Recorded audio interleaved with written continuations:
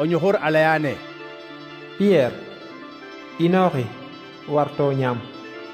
ka koy Pierre a donane: ko bo muk o yaloxe mosim o ñam tus kana dimbel bat ka xola darna. no jafɗi kandeer la o ñuxurola a layane: Keroga layna ye a xoola ba o ɗeetatin nen tiimbel. kaga a xewa bo a cafata dak.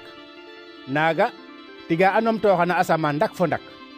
Pierre ka jaxid u to an ke mbeñil ne ta ga ina a tekitna.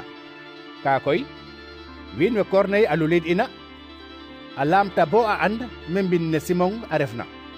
na waxtu faaga a ngeenooxana carin ale a ngoya maak ka mbug u o and ndax mene Simon fe na lastitel Pierre a dalu. ye Pierre a xalata ke mbeñil ne a tekitna, yiif le roog a layane: Wiin daduk we ya lamtang inoxi to fudoox yoon fa den ba o jeg teen a yiif a ɗak yam mi lulu a den. maaga Pierre a fudooxa a lay wiin waaga ye: maxey mi fenu mbaɗa xar ɓisidu a nun mene. andona ne: Corneille, o a adax no xiixire teemeed lulidwa in. o kiino paaxo a saɗara roog. xeet fa no yawur wa fop ka seede ano ten paax. malaka roog yeg nun e ta xoyniidong ndax o gar no mbindum bo ta waago nangiloox ke o laykan.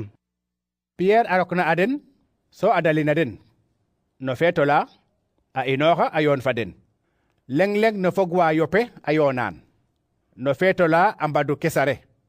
Corneille koy ka cungoogu a den ten fo fogum fo qaaritum o ñiso leng we ta xoyin ina. ya Pierre a rok